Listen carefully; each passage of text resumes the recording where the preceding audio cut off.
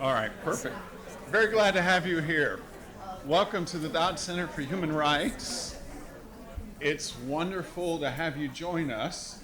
I can say over the months of programming and planning for this, the thing you always worry about is you set up what you hope and think is a great, strong program, and then you have those nightmares the night before that you'll come here and no one shows up, but you're here. So thank you for being here, very deeply appreciative of it. I'm James Waller. Thank you. I'm James Waller. I'm the inaugural Christopher J. Dodd Chair in Human Rights Practice here at the University of Connecticut. I'm also director of our Dodd Human Rights Impact Programs and also a professor in the Department of Literature, Cultures, Languages, and Human Rights. It's my pleasure on behalf of my colleagues at the Gladstein Family Human Rights Institute to welcome you to our inaugural Human Rights Summit here at the Dodd Center for Human Rights. Before we officially begin, just a couple of logistical announcements for the emergency exits. This is the Conover Auditorium at the Dodd Center for Human Rights. In the case of an emergency or fire, there are two exits in the auditorium. One is the main entrance that you came into the auditorium through, and the other is just behind me here off the stage to your right. Please note the nearest exit to you. We'd like to remind you there's no smoking allowed throughout the building, and please turn off or silence your cell phone during the program. We'd also like to begin by acknowledging that the land on which we gather is the territory of the Eastern Pequot, Golden Hill Pagusset, Lenape, Mashantucket Pequot, Mohegan, Nipmuc, and Schaghticoke peoples who have stewarded this land through generations. We thank them for their strength and resilience in protecting this land, and we aspire to uphold our responsibilities according to their example. The theme for this summit is human rights and the global assault on democracy.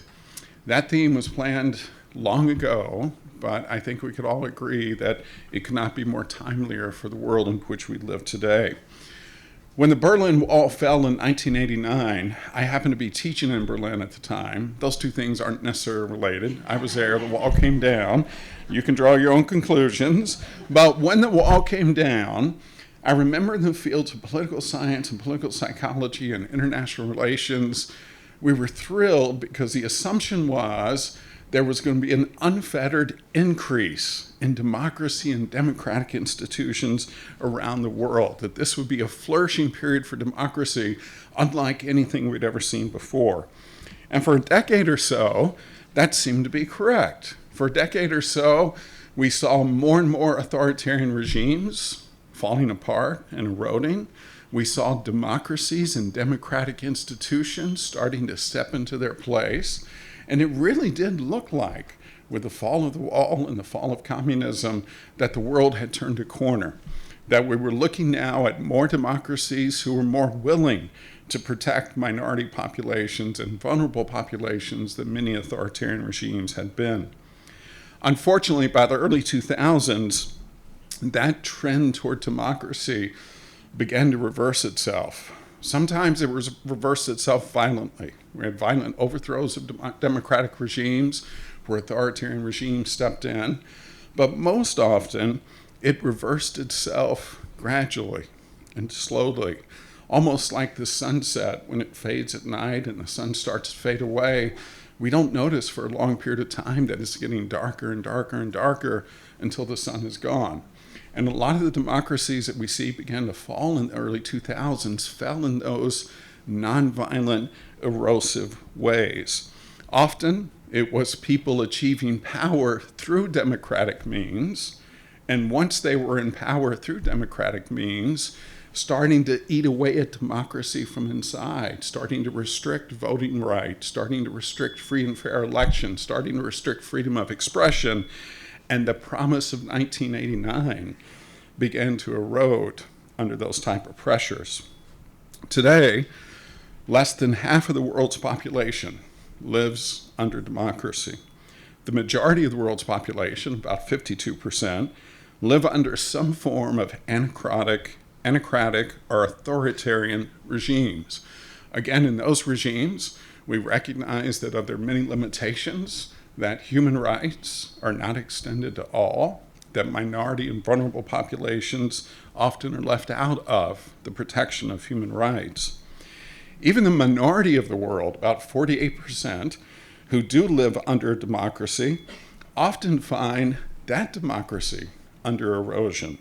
Free and fair elections being questioned, limited freedom of expression, restricted rule of law, voter suppression, media restrictions, rampant spread of disinformation and dangerous speech. So even those of us who live under democracies, we still feel in many cases that those democracies are backsliding, that they're backpedaling. So the theme of our summit, human rights and the global assault on democracy, is a real one, and it's a true one, and it's a timely one. In terms of our programming for this two-day summit, today we're going to focus our attention on challenges to global democracy with a particular focus on Ukraine. So this morning, we'll hear about the work of the Babyn Yar Holocaust Memorial Center, which was the recipient of the 10th biennial Thomas J. Dodd Prize in International Justice and Human Rights. We'll then talk about atrocities ongoing in Ukraine, and this afternoon, look more broadly at global democracy with a panel of experts from around the world, every corner of the world, sharing with us a sense of the assault on democracy in their regions. Tomorrow, though, we move closer to home. We focus here on challenges to democracy in the U.S., and we're going to move even closer to home in the afternoon of tomorrow by focusing on democratic challenges here at the University of Connecticut, and certainly encouraging our students to engage and be active in the practice of democracy. So as we do this, these 2 days, these 2 important days, we recognize that every corner of the world right now is rocked by some form of unrest, from Ukraine to Israel, to Gaza, to Sudan, to Myanmar, to Peru, to India, to Nigeria, to Yemen. So we come together to address some contentious issues. Many of the things we'll talk about are things about which reasonable people can disagree, and we'll have to remember that. But we encourage you to express that disagreement in civil and respectful ways. That's the expectation of this summit and the expectation of people who attend and participate. We want to find productive avenues to continue our conversation rather than destructive avenues that close those type of conversations off. There's too much at stake in the world today, too much at stake in our country for us to not find ways to be in the room together, to listen, to think, to understand, and to try to find a way forward. So thank you very much for being here today and for being willing to be part of that productive conversation going forward. We're going to start the summit with an opening keynote by Oleksandra Matviichuk. We are incredibly honored to have Oleksandra joining us. She is a renowned Ukrainian human rights lawyer who has spent her life devoted to protecting democracy. She heads the Center for Civil Liberties, a human rights organization based in Kyiv, Ukraine, which promotes democracy in Ukraine and documents Russia's war crimes against civilians. In 2022, she and her organization jointly received the Nobel Peace Prize with the Ales Bialiatski and the Russian organization Memorial. This was the first Nobel Prize ever awarded to a Ukrainian citizen or organization. Matviichuk received her LLM from Taras Shevchenko National University of Kyiv. She joined the Center for Civil Liberties when it was founded in 2007, and in 2012 she was named a member of the Advisory Council under the Commissioner for Human Rights of Ukraine's National Parliament. In 2013, with the crackdown on peaceful demonstrations in Independence Square in Kyiv, Matviichuk coordinated the Euromaidan SOS initiative, which provided legal assistance to people who were trying to defend democracy. She also initiated the hashtag Save Oleg Sentsov global action for the release of illegally imprisoned people in Russia and the occupied Crimea and Donbass. In addition to the Nobel Prize, Matviichuk has been awarded numerous other honors, including the Ukrainian Woman of Courage Award from the U.S. Embassy of Ukraine in 2017. In 2022, Oleksandra Matviichuk was awarded with the Right Livelihood Award and recognized as one of the 25 most influential women in the world by Financial Times. So I hope you understand, just from this brief summary, an incomplete summary of her background and experience, the great privilege we have of having someone of her stature opening a conversation for us on the global assault on democracy. The title of Oleksandra's keynote address is Defending Democracy and Human Rights in the Face of War. Please join me in welcoming Oleksandra Matviichuk.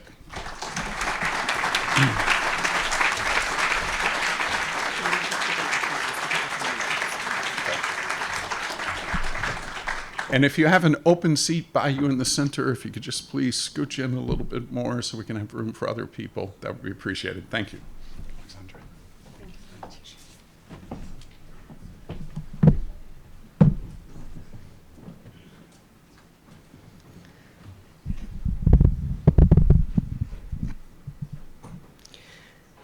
It's a huge honor for me to address to this distinguished audience. I'm a human rights lawyer, and I have been applying the law to defend people and human dignity for many years. Now I'm in a situation when the law doesn't work. 9 years ago, the revolution of dignity took place in Ukraine, and the authoritarian regime collapsed. We got a chance to build a country where the rights of everybody are protected, government is accountable, judiciary is independent, and police do not beat students who are peacefully demonstrating. And in order to stop us on this way, Russia started the war of aggression 9 years ago. Russia occupied Crimea, part of Lugansk and Donetsk regions, and last year extended this war to the large-scale invasion. Because Putin is not afraid of NATO. Putin is afraid of the idea of freedom. There is no justification for Russians' actions. There is no legitimate purpose to force people go down beyond the basement, to force them to order several volunteers, and no purpose in shooting them. There is no purpose to have a fun using a tanks firing at people on bicycles whose bodies lay scattered around the streets until liberations.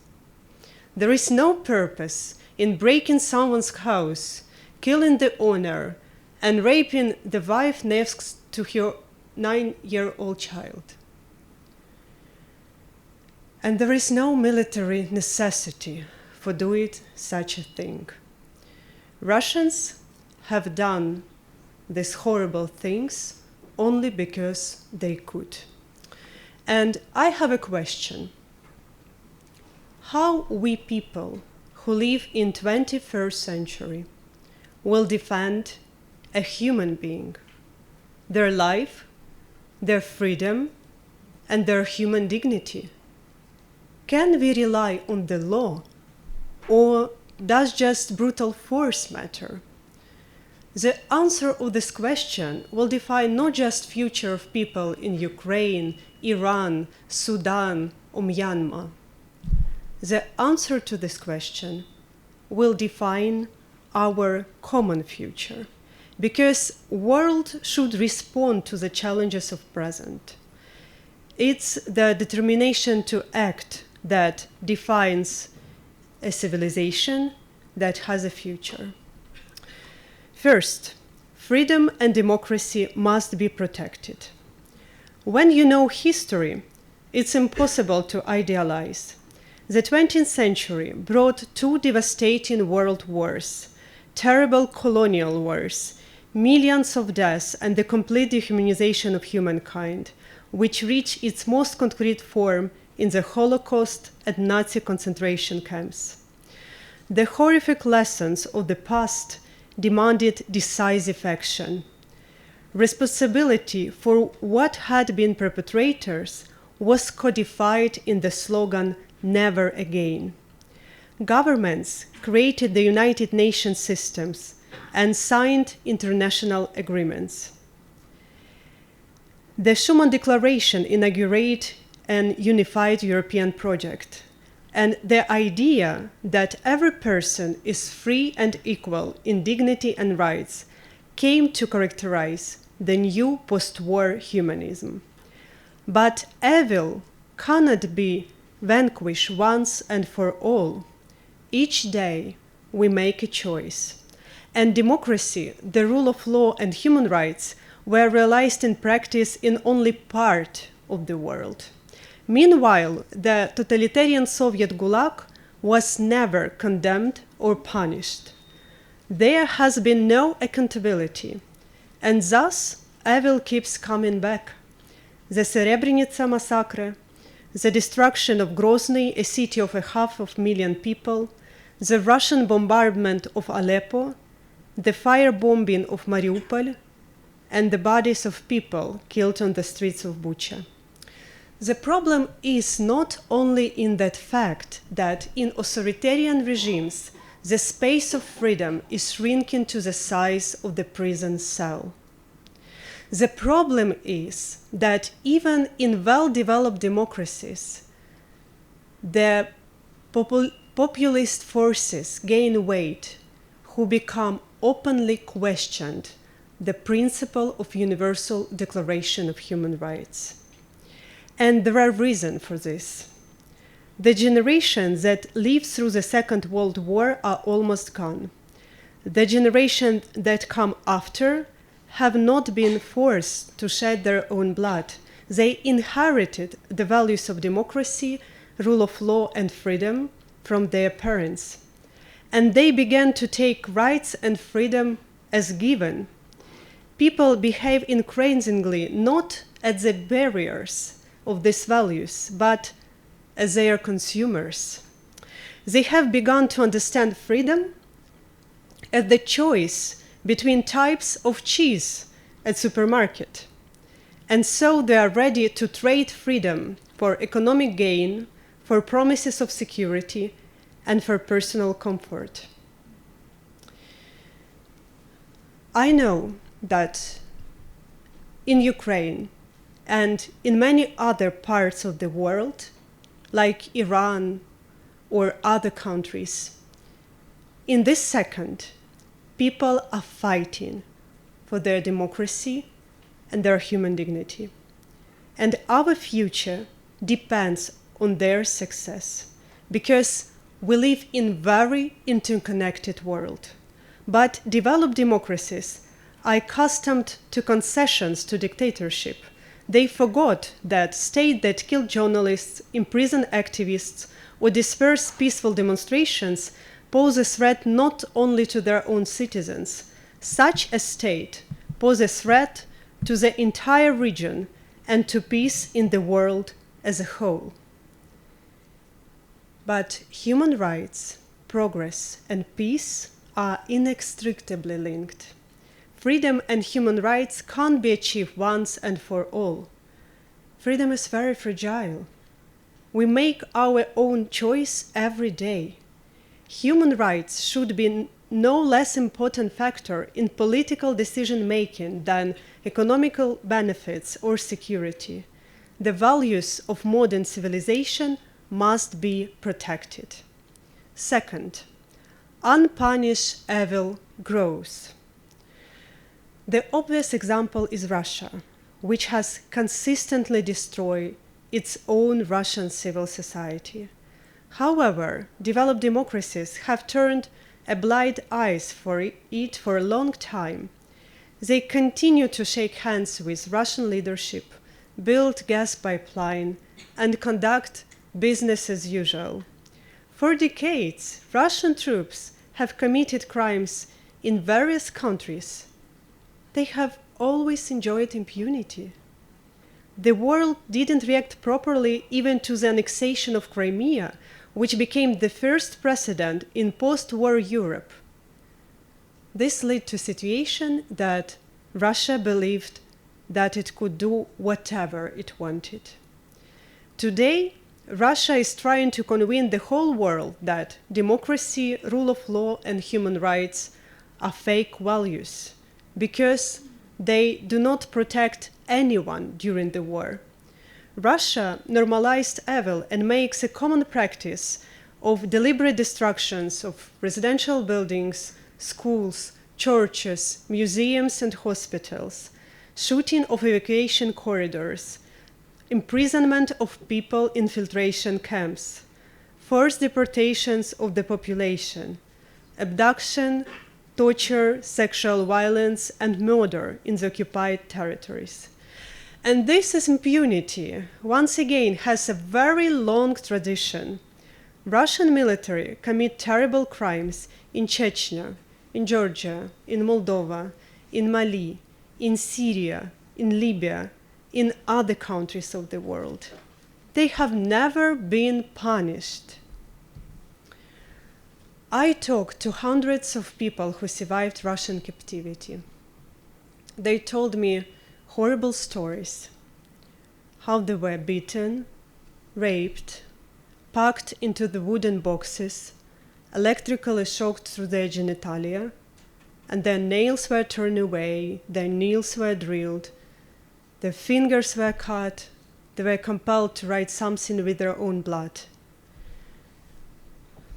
One woman told me how her eye was dug out with a spoon. And this is possible now in 21st century because the law doesn't work, although I believe that it's temporary. War turns people into the numbers because the scale of war crimes grows so large that it's become impossible to recognize all the stories. But I will tell you one. This is a story of 62-year-old civilian Oleksandr Shelipov.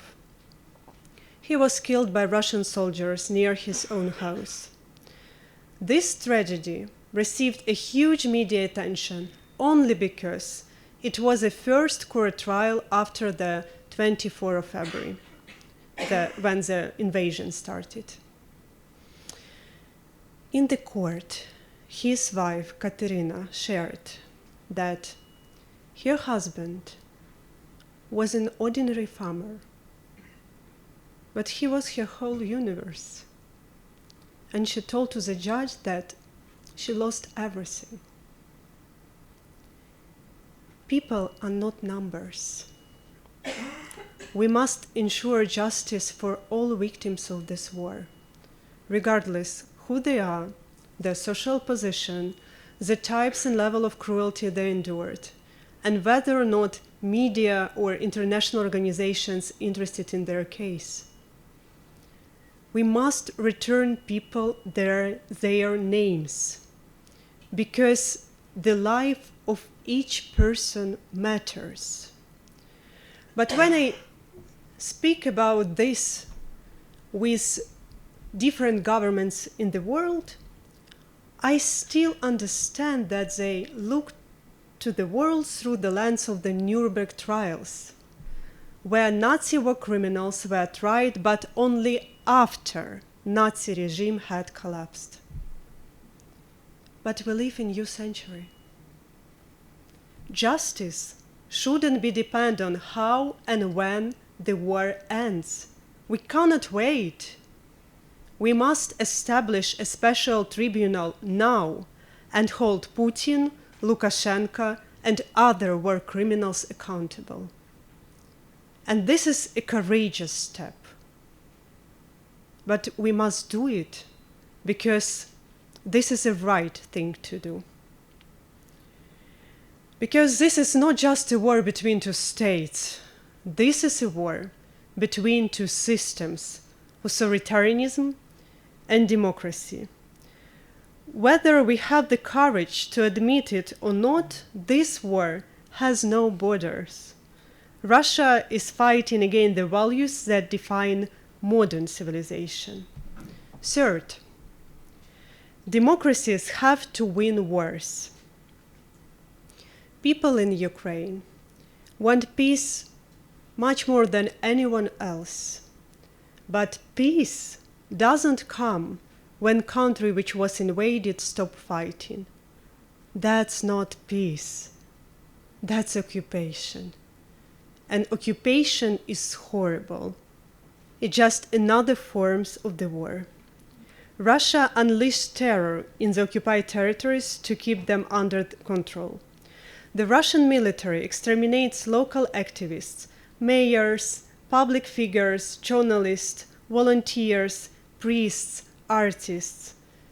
People do not have any opportunity to protect their freedom, property, life, and their loved ones.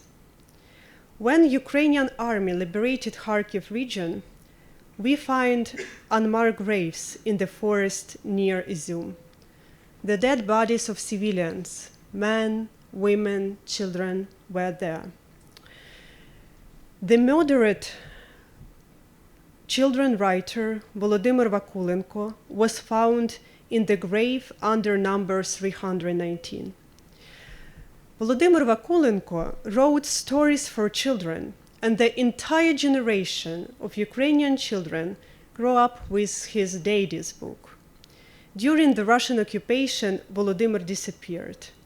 His family hoped to the last that he was alive, and like thousands of other Ukrainian civilians, was in Russian captivity. I know them personally. It's very difficult for them to accept the result of identification. Occupation is not about changing one state flag to another. Occupation means enforced disappearances, torture, sexual violence, denial of your identity, forcible adoption of your own child, filtration camps, and mass graves. Russia, it's a modern, archaic empire. And empire has a center, but no borders. An empire always strives to expand. Therefore, if Russia is not stopped in Ukraine, it will go further. But people must not be left to die and to be tortured in the occupied territories. People's life can't be a political compromise. Sustainable peace is a freedom to live without fear and to have a long-term perspective. Calls for Ukraine to stop defending itself and to satisfy Russia's imperial appetites are not just wrong. Such calls are immoral. When the full-scale invasion started, the civilized world told, let's help Ukraine not to fail. And Ukraine obtained the first weapon to be able to defend ourselves, and first serious sanctions against Russia were introduced into force. But this is a time to change this narrative to another one. Let's help Ukraine to win fast. Because there is a significant difference between let's help Ukraine not to fail and let's help Ukraine to win fast. And we can practically measure this difference in types of weapons, speed of decisions, and gravity of sanctions. Because we have no time. We are dying. The time for us converted in numerous deaths in battlefield, in numerous deaths in occupied territories, in numerous deaths in deep rear. Democracies have to win wars. We defeat Nazi concentration camps not with arguments. Only spread of freedom make our world safer. Fourth, a new architecture of peace and security is required. The international system of peace and security is not longer functioning.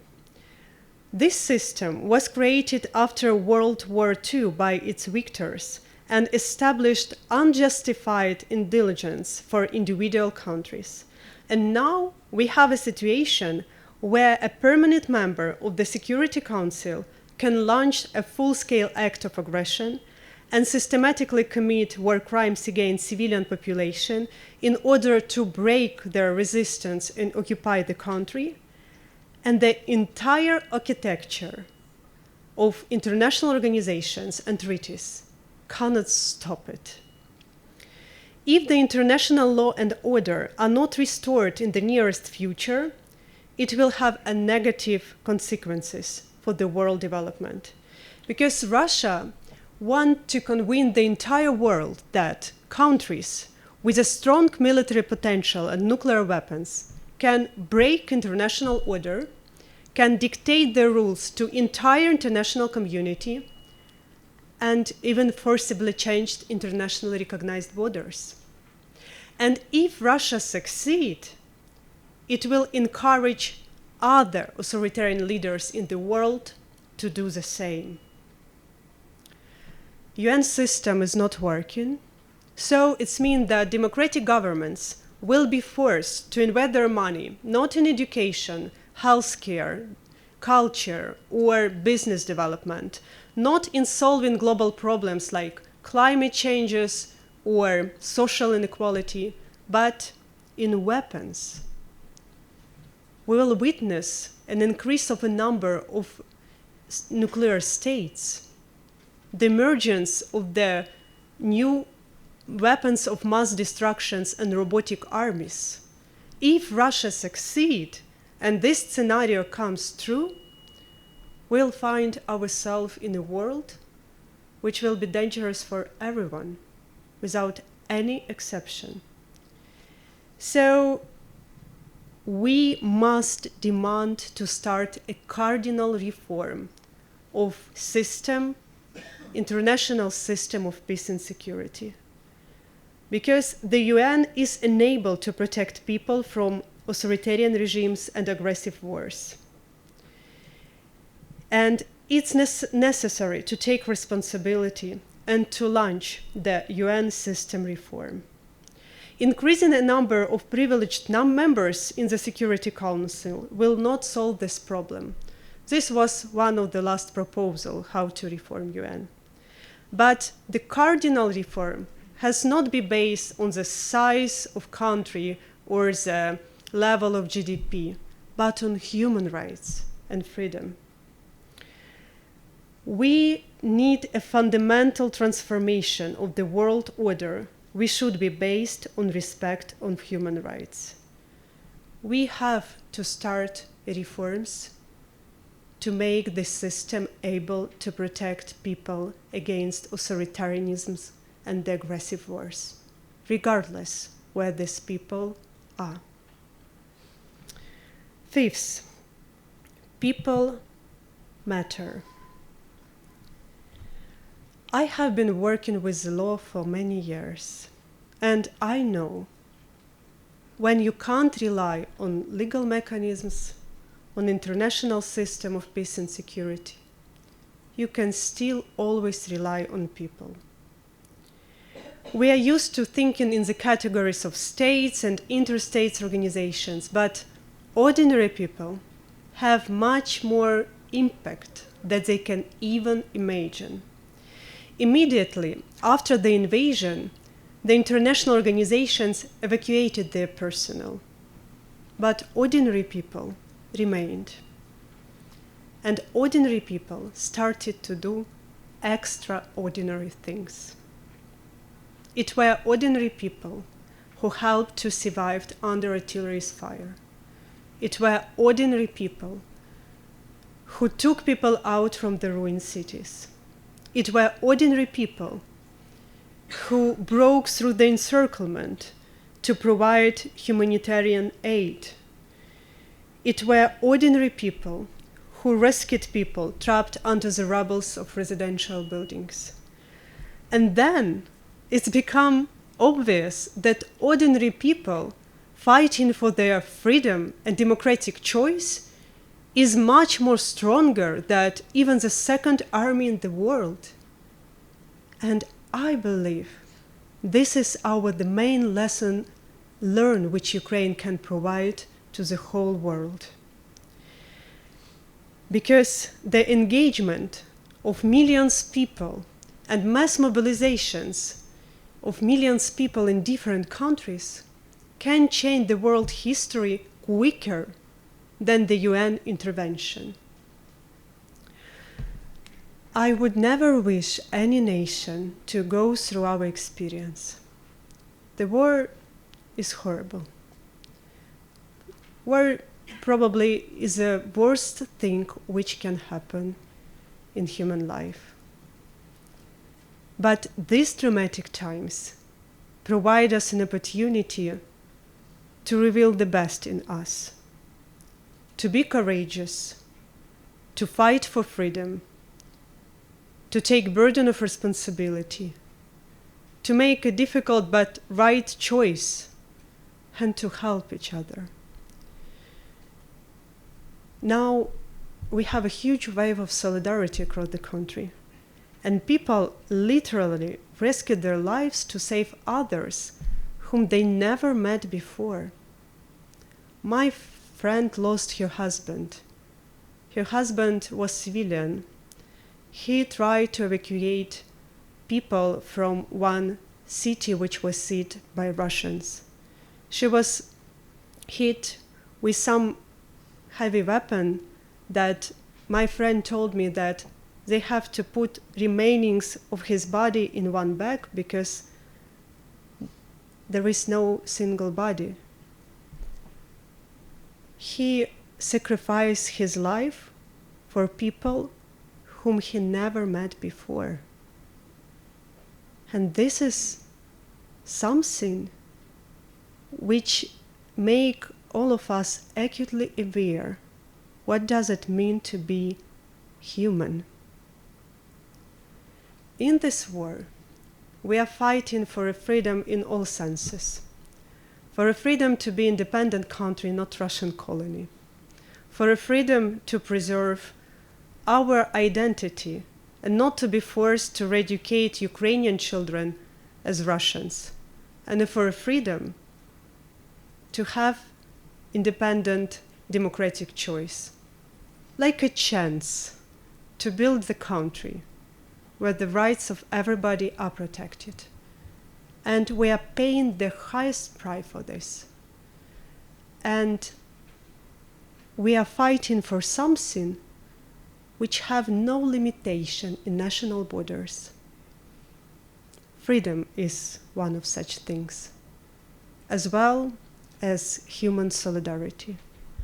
And I would like to finish this speech to express my sincere gratitude to people in the United States of America for your solidarity and your support with us in this very dramatic time of our history. Ukrainians will never forget who was with us during this period. Thank you very much.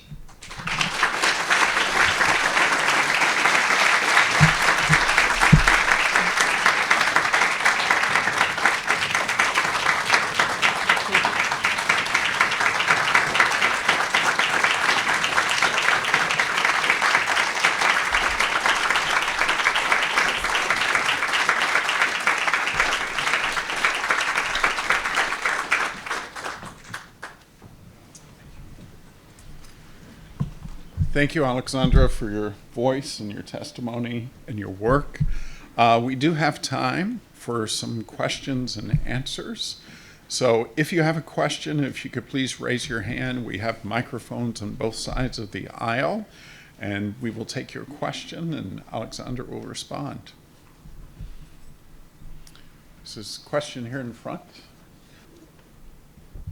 Thank you so much for this very moving reflection on the war in Ukraine and the importance of defending democracy and human rights. I'm Kelly Zhrubko. I'm an assistant professor of government at the College of William and Mary in Virginia. And I was struck by your mention of a special tribunal needing to be created. And I was wondering if you could elaborate on that. What beyond the existing investigation by the International Criminal Court and also by national courts in Europe and elsewhere are you interested in seeing? Thank you. Thank you very much for this very important question. As I told, I have been documenting war crimes for 9 years. But when large-scale invasion started, we faced with unprecedented numbers of Russian war crimes. And we united our efforts with dozens of regional organizations. We built all Ukrainian network of local documentators. And we had an ambitious goal to document each criminal episode which was committed in the smallest village in each oblast in Ukraine. And working together, only for this 19 months of large-scale invasion, we jointly documented more than 54,000 episodes of war crimes. And 54,000, it's an enormous amount, but still a tip of iceberg, because Russia uses war crimes as the methods of warfare. Russia attempts to break people resistance and occupy Ukraine by the tool which I call the immense pain on civilian population. And this is very important. We document not just violations of Geneva or Hague conventions, we document human pain. And from the March last year, I started to ask to myself, for whom do we document all these crimes for? I'm a lawyer. I know that we face with accountability gap, which have two dimensions. The first dimension is that there is no international court who can prosecute Putin, Lukashenko, and top political leadership and high military command of Russian state for the crime of aggression. Even International Criminal Court has no jurisdiction over the crime of aggression in situation of Russian war against Ukraine.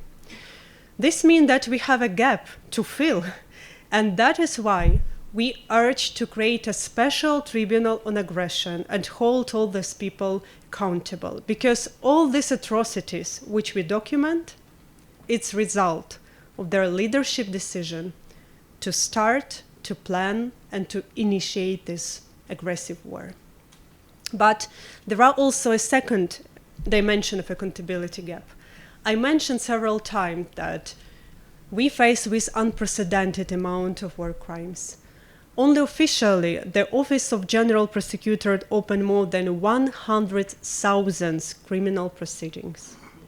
Can you imagine 100,000 criminal proceedings of war crimes? It's impossible to investigate even for the best national system during the war. Ukraine is not the best national system in the world. So it means that we need international support to do it. And here I faced with another prejudice, because unfortunately this idea widespread throughout the globe that it's sad but normal. When you have a war or massive human rights crisis, it's always been like there that many people have no right for justice, no chance for justice, it's better to say. I challenged this idea. It's possible.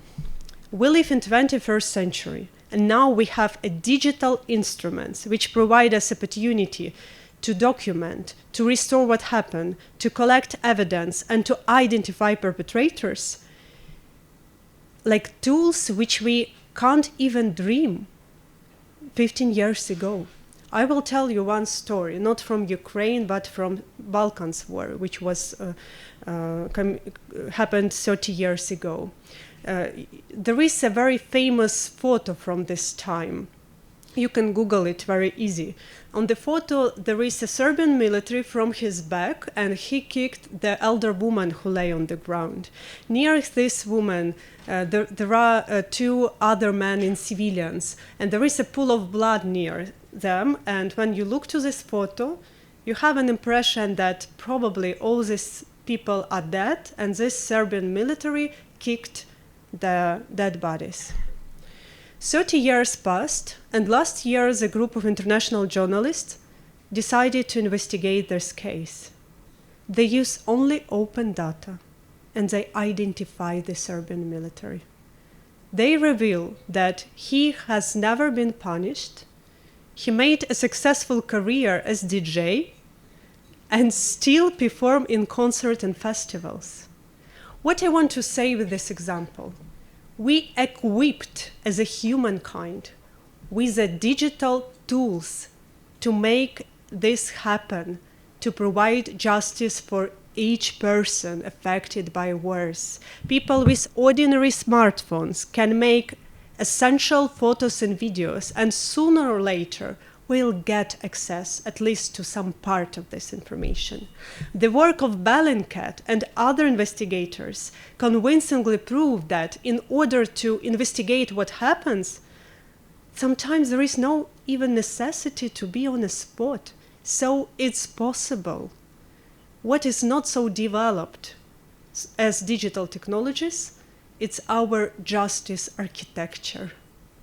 And I do believe that we have to overcome our way of thinking to set an ambitious goal, not only for Ukraine, but for other people in the world who suffered from authoritarianism and the wars, and provide justice. Justice is universal value, and this means that justice has to be universal service.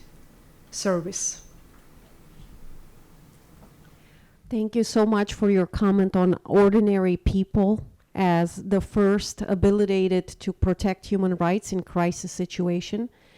I'm the honorary consul of Romania to Connecticut, and as a neighbor country to Ukraine, we've witnessed how ordinary Romanians were the ones at the border trying to take in refugees and protect them, and not institutions, because the institutions were not ready for whatever reasons.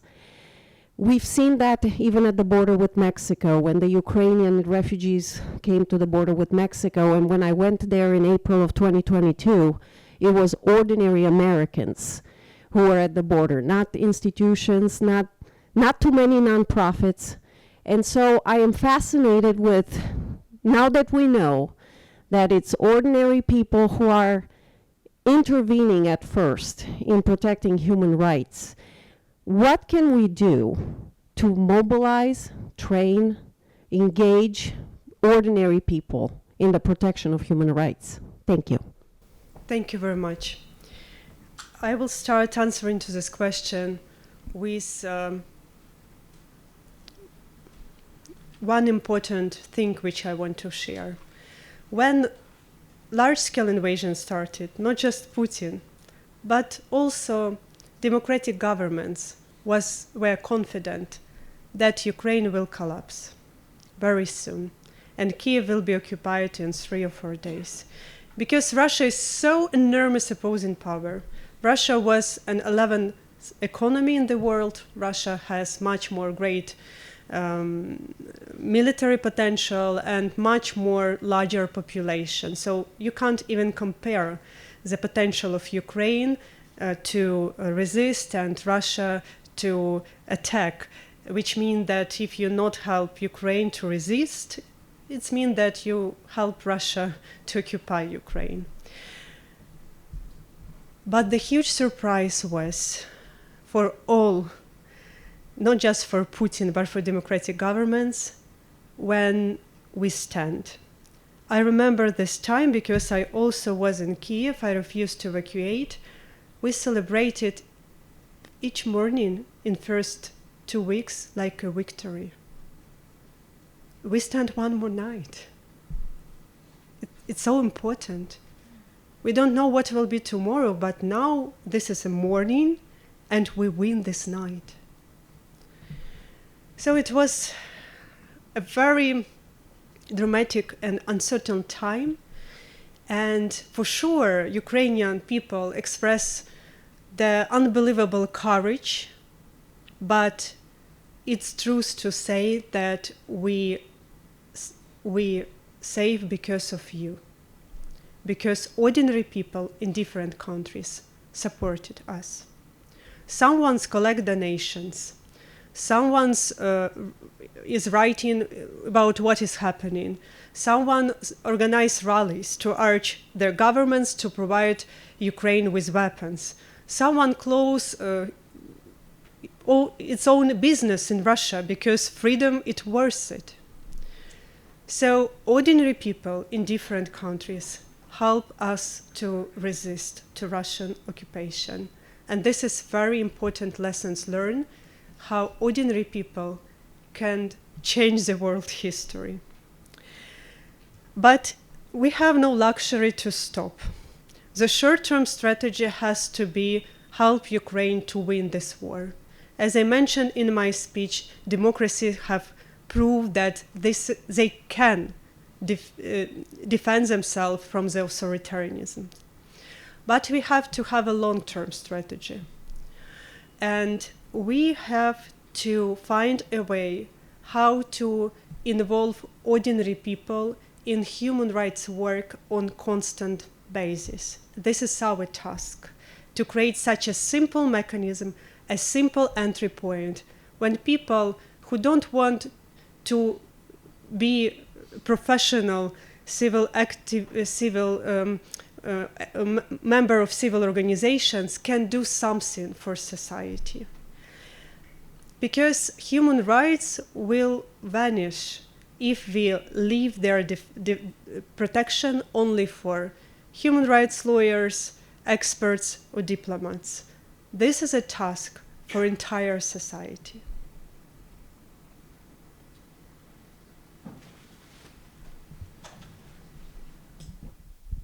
Thank you so very much for all the work that you've done. It's really amazing to hear. My name is Leo Wolanski. I'm faculty here at UConn. I'm chair of radiology at the Health Care Center. Thank you specifically in your speech for talking about the nuclear war aspect of it. As a radiologist, it's very nuclear dangers are very important to me.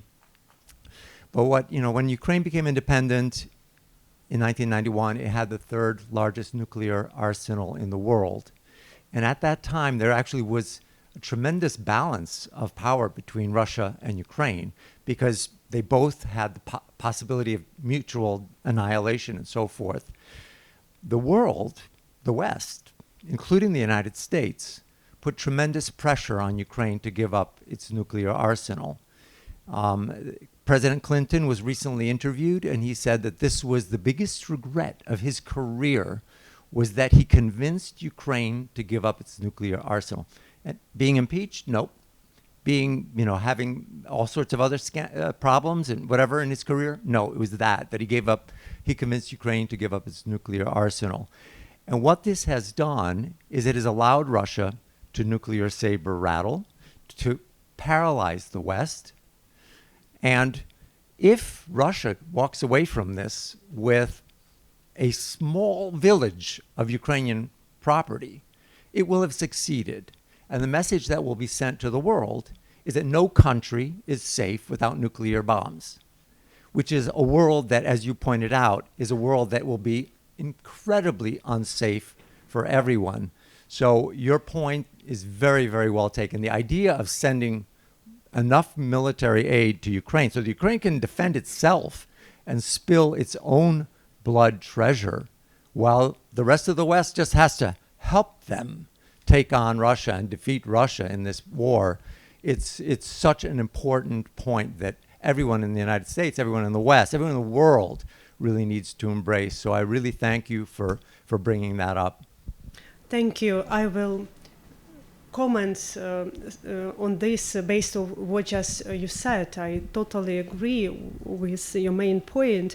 And I remember the word of another American president. He told that Russia don't want to win nuclear war. Russia want to win the war with using a threat of nuclear weapons. And this is a huge difference. And yes, this is a problem because we witness a fear among political leaders in the world. When I say Ukraine must win, it means that Russia must lose. And the fear is that nobody knows what will be when Russia will losing. What will be with such huge country with 140 million of population and nuclear arsenal? What would happen? There is no long-term strategy of the world towards Russia. And this is, I think, the barrier which still led the world on the level, let's help Ukraine not to fail, but not set an ambitious goal, let's help Ukraine to win fast. What I can say with it, I can just to refer to history, because Soviet Union collapsed when the West wasn't prepared for it. We Ukrainians remember this because another American president came to Kyiv and convinced Ukraine not to proclaim independence because it was such kind of threats, such kind of fear of nuclear weapon for that moment again. But Soviet Union collapsed and Ukraine and other countries restored their independence, regardless whether or not we were prepared, regardless whether or not we have a long-term strategy. So this history will be repeated. Russia will lose. It's inevitable. So better to take the historical lessons and to prepare the long-term strategy. My name is Ahmadullah Archiwal. I'm a PhD student in political science department. Now, when there is a conflict going on between Hamas and Israel, how worried are you about the reduction of global support to Ukraine? First, I would like to express my sincere condolences when this terrorist attack started against civilians in Israel, and we look to these photos and videos. I was horrified. I can't compare because there is no necessity to compare the pain, but like we know what does it means. We know what does it mean. Killings, tortures, sexual violence, and kidnapping of the people. So it's horrible, and also Hamas is not represent the whole Palestinian people, and that is why it's so important when to respond to the terrorist attack, to respond in the line of international humanitarian law, and to protect civilians in Gaza. It's also a very important point. But return to your question. Before large-scale invasion started, you remember Biden made several speeches that it will happen. And I got a letter from my colleagues from Syria, colleagues who document war crime there. And he told, we are with you. If large-scale invasion started, tell us how we can help you. And it was a very memorable letter for me because I received it just 3 or 2 days prior to large-scale invasion. Immediately after large-scale invasion started, I received another letter from colleagues from Syria, and human rights defenders from Syria told, we are with you, we know what does it mean. Please tell us how we can help you. We will do everything which we can, because your success, it's our success. So it's not about competition. Human rights defenders in Syria also understand when the large-scale invasion started, they lost attention to their problem in Syria, but we not compete with each other.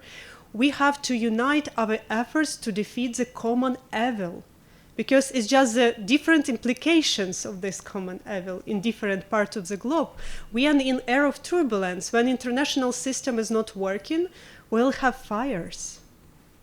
We have to unite efforts and to repair this wrong wiring which produces fires. And this is the right approach to have. And I will finish this, that once months ago, these human rights defenders from Syria organized a huge group, and they came confidentially to Kyiv for their own cost.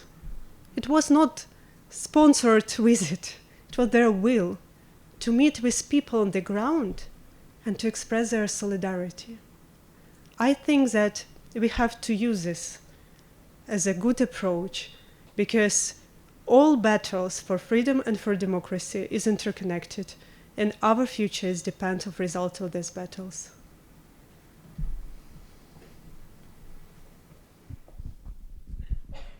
Hi, my name is Yana Tartakovsky, and I'm a junior at the University of Connecticut. And my parents came here from Ukraine when the Soviet Union fell apart in the 1990s. So your speech was really moving. And I find that I sympathize with a lot of what you've talked about. It's hard to watch what's happening in Ukraine. My father and my grandfather have friends there, and they've donated a lot of money to the war effort. And something that I want to ask, as I'm a pre-law student here, what can students, future attorneys, human rights advocates, what can we do to get the law to work? Because I know something you said is that the law doesn't work, especially in times of war. What is it that we can do to make sure something like this never happens again?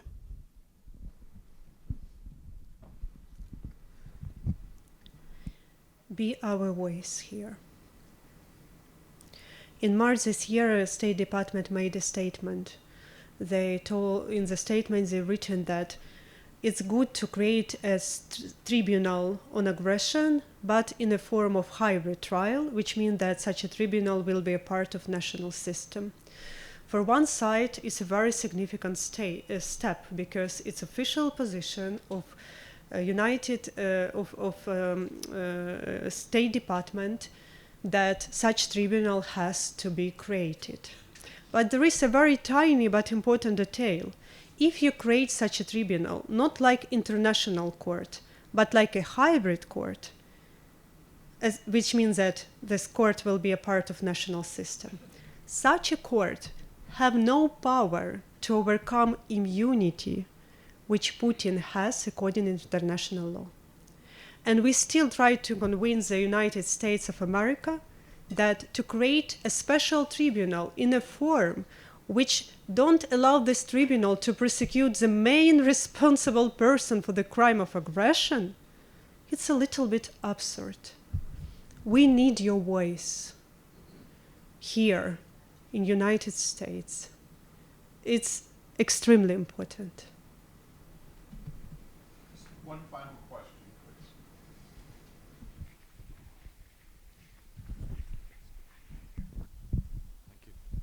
please. First of all, thank you for your bravery and your inspiration, and for that of your team as well.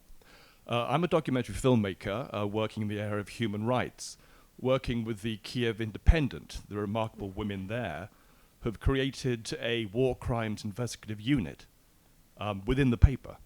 Could you say a little about the importance of the role of media in all this? Yes, and it provides a huge focus on media, and also huge focus for my disappointment of the potential of law. What do I mean? First, I faced with it when the war started in 2014, and we focused on the legal practice of detention, abduction, torture and sexual violence, and killing civilians in occupied territories. And we sent numerous reports to UN, to Council of Europe, to OSCE, to European Union, to all human rights bodies there. We start every procedure in which we can start, but nothing changed.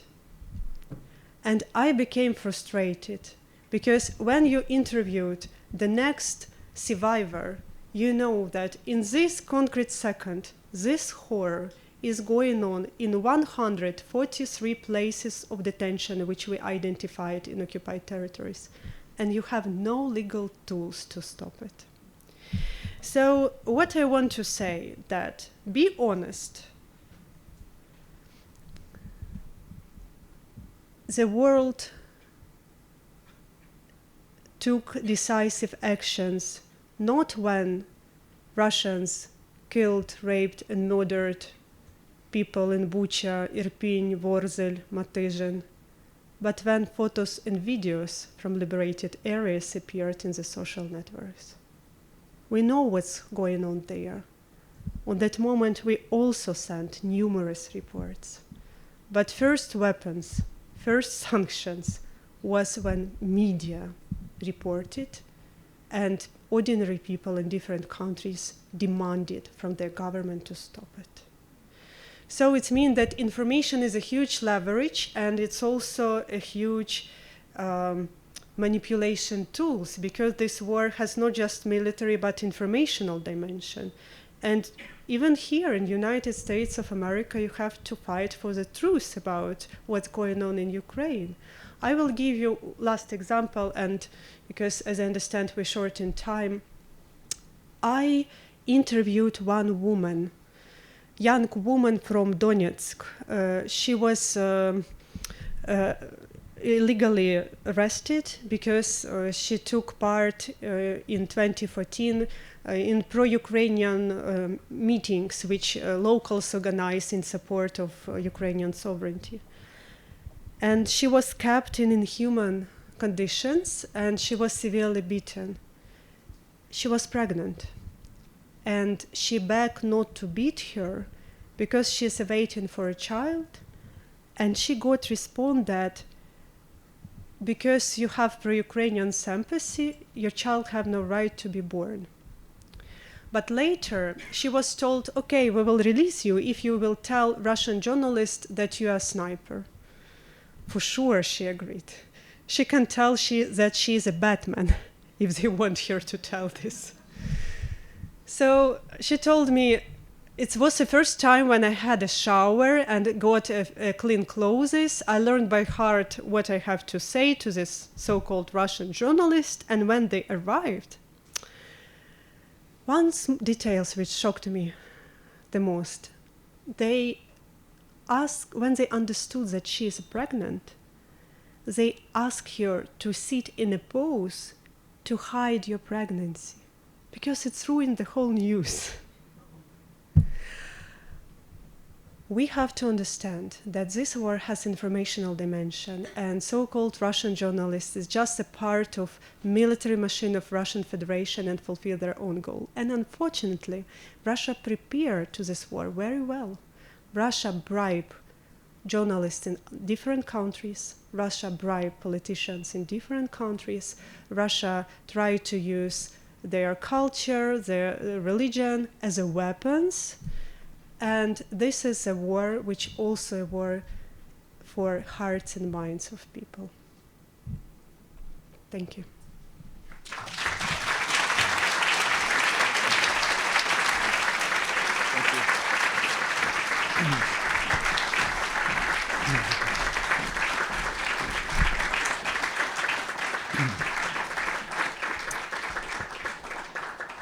Before we break, I want to thank Oleksandra on two fronts.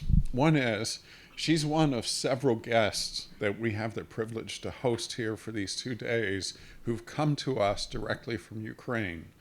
They've left a war zone to travel here by train, by car, by plane, however they could get here. And they've left behind friends and family in a war zone because they have a message to bring to us that they think is important enough for them to do that.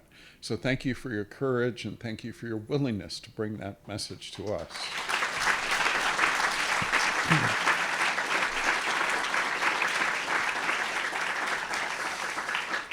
I also want to thank her because a good keynote, and this was a great keynote, is supposed to set the tone for a summit, and she has done it. For those of us who live in the US, we know how hard it is to defend democracy and human rights in times of peace. But think of the people like Oleksandra and others who are defending democracy and human rights in times of war. If they can do that there, we can do that here. So thank you again for setting that tone for us as well.